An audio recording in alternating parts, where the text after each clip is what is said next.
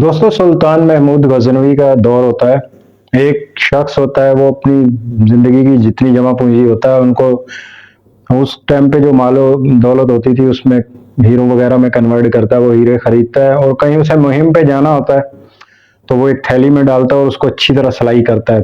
अच्छी तरह सिलाई करने के बाद वो एक काजी जो उस वक्त का बहुत मुअज़्ज़ज़ शख्स होता है अपने शहर का, उसके हवाले करता है। उसे कहता है कि ये मेरी अमानत है यार, मैं कुछ देर के लिए शहर से बाहर जा रहा हूँ, अब मैं जब वापस लौटूंगा तो कम से कम मेरी अमानत तो मुझे मिलेगी और मैं कहीं दे नहीं सकता, तुमसे ज्यादा मुझे मुअज़्ज़ज़ और ईमानदार शख्स नहीं लगता।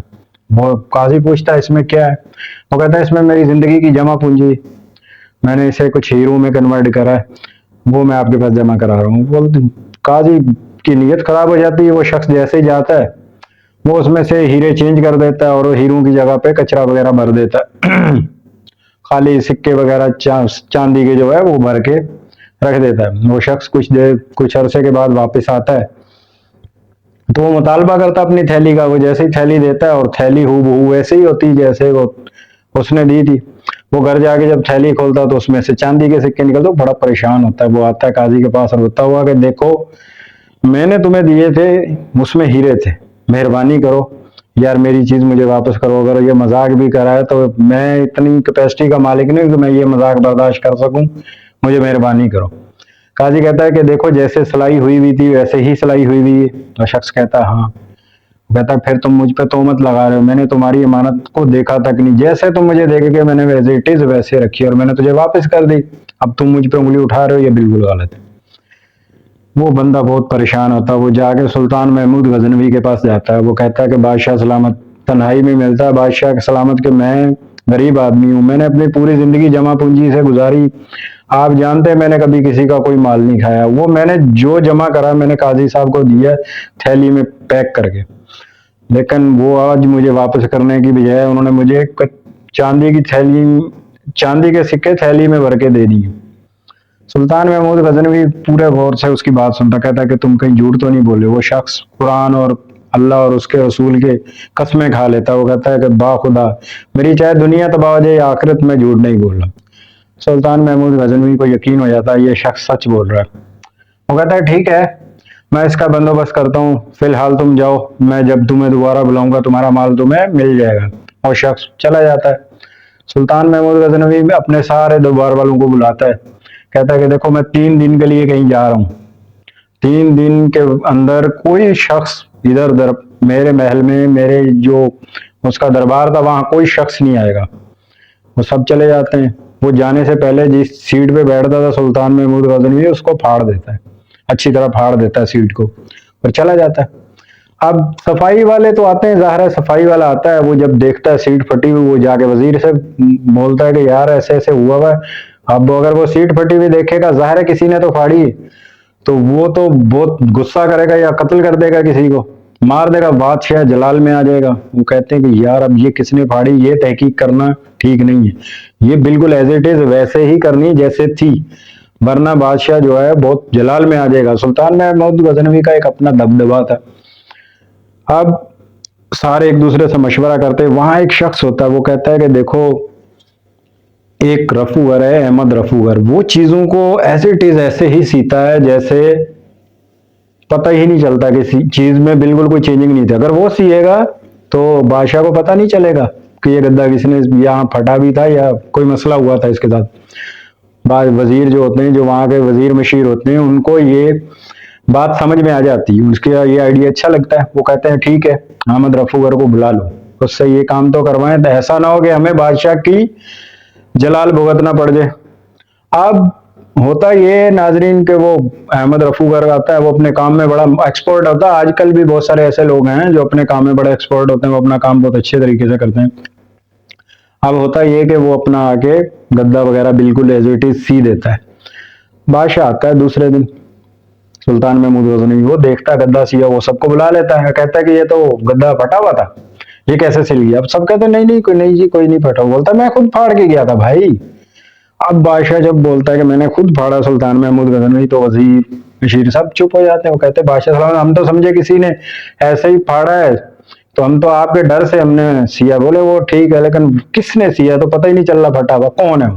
उन्होंने कहा जी अहमद रफूगर है, बड़ा कारीगर आदमी, बोला बुलाओ उसको। सुल्तान महमूद गजनवी ने उसको बुलवाया। जैसे ही बुलाया तो उससे कहा कि ये यार तू इतना जबरदस्त कैसे काम। उसने कहा जी मैं अपने काम का माहिर हूँ, आपके वजीरों ने मुझे कहा था, वरना मेरी ये जुर्रत नहीं, मैं आपकी गद्दी को छू भी सकूं, लेकिन आपके वजीरों ने मुझे ये कहा था और इसकी मुझे कीमत दी है, तो मैंने तो इसलिए, इन्होंने कहा कि किसी ने गलती से फाड़ दिया तो मैंने इस वजह से ये सिया, अगर मुझसे कोई गुस्ताखी हुई तो मुझे माफ कर दो।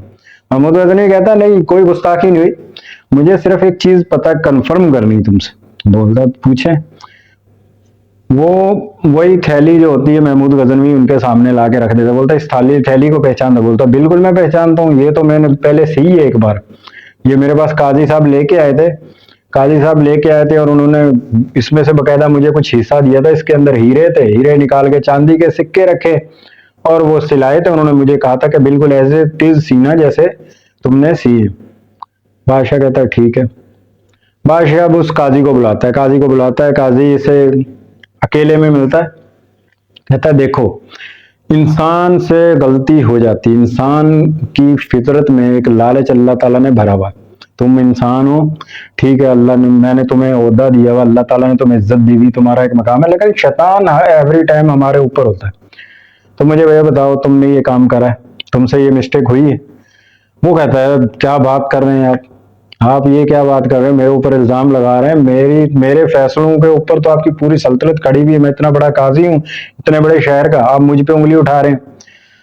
सुल्तान महमूद गजनवी कहता है देखो मैं फिर तुम्हें तन्हाई में पूछ रहा हूँ, मैं नहीं चाहता मेरे हाथ से कोई ऐसा फैसला हो जाए जिससे तुम्हें नुकसान पहुंचे, मैं फिर तुम्हें मोहब्बत से पूछ रहा हूँ, आज भी तुम मान लो मैं तुम्हें माफ कर दूंगा, इंसान समझ गए कि इंसान खता का पुतला है, मैं तुम्हें माफ कर दूंगा, तुम अभी मान जाओ, ये मसला यहीं का यहीं खत्म हो जाएगा। काजी कहता है देखें अब आप मुझ पे तोहमत लगा रहे हैं और मुझ पे उंगली उठा लगा। सुल्तान महमूद गजनवी कहता है ठीक है तुम जाओ। दूसरे दिन सुल्तान महमूद गजनवी दोनों को, फ्री कैन को अपने दरबार में बुला लेता है, काजी के सामने खड़ा करता है, काजी को कहता है कि ये शख्स दावा करता है कि तुमने इसके माल को चेंज करा है।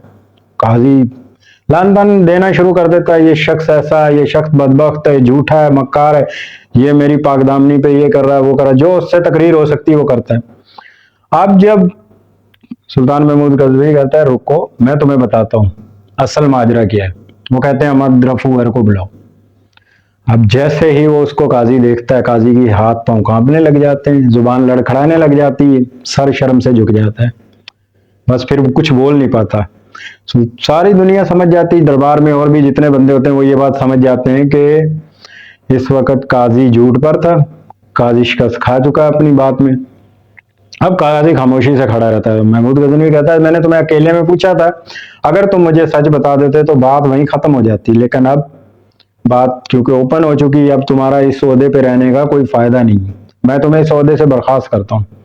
अब जैसे ही बाहर निकलता है, वो जो लोग उसे सलाम ठोकते थे पहले, वजीर मशीर, वही चैम गोइयां कर रहे, हंस रहे होते हैं और उस पर उंगलियां उठा रहे होते हैं, लान तान कर रहे होते हैं। बड़ा शर्मिंदा होता घर में जाता है, बच्चे मिलते, बच्चे आगे से कहते हैं कि हमने तुझे ये थोड़ी बोला था बाप कि तूने हमारे लिए तो जीना आराम कर दिया, हम तो बाहर खेलने भी नहीं जा सकते, लोग हमें ताने मारते हैं कि तुम्हारा बाप चोर है, तुम्हारे बाप ने ये करा है। उसको उम्मीद होती है कि सारी जिंदगी जिसका मैंने साथ दिया बीवी का, वो शायद मेरा साथ दे इस मुश्किल वक्त में, मुझसे गलती तो हुई है लेकिन मैं इस टाइम मुश्किल में, शायद वो मेरा साथ। बीवी भी कहती मैंने तुझे थोड़ी कहा था कि ये काम कर, मैंने तुझे ये थोड़ी कहा था, हमें तो सिर्फ 2 टाइम की रोटी चाहिए थी, कौन सा लालच था, कौन सी चीज थी जो इस काम करने पे मजबूर करा तुझे। आज मैं बाहर कहीं देखने के काबिल, किसी को मुंह दिखाने के काबिल नहीं, मैं अपनी किसी रिश्तेदार के पास नहीं जा सकती, अपनी बहन के पास नहीं जा सकती, अपने भाइयों के पास नहीं जा सकती, कहीं बाहर नहीं जा सकती। लोग मेरा मजाक उड़ाते हैं कि एक चोर काजी की बीवी है। वो शख्स रात को सोता है शर्मिंदगी वार, ना कुछ खाता ना पीता है, सुबह तक उसकी मौत हो जाती है। ये कहानी सुनाने का मकसद ये है कि इंसान के अंदर लालच जो है ना वो ऐसे ही आता है, हालांकि उसकी जरूरत सिर्फ 2 टाइम, आप देखें 2 या 3 टाइम उसने खाना होता है और तन पे जो कपड़े हैं यही उसकी जरूरत है, लेकिन उसके अंदर जो लालच है दौलत का, वो उसका ईमान भी चला जाता है, बाज़ दफा उसकी रेपुटेशन भी चली जाती है। इसलिए लालच में आगे कभी भी जिंदगी में कोई ऐसा फैसला मत करिए जिससे आपकी पूरी की पूरी साख दांव पे लग जाए, और कभी जिंदगी में ऐसी गलती हो जाए, मान लीजिए इंसान हूं, गलती हो गई, उस पर डटिए मत। दुआ में याद रखिएगा। अल्लाह हाफ़िज़।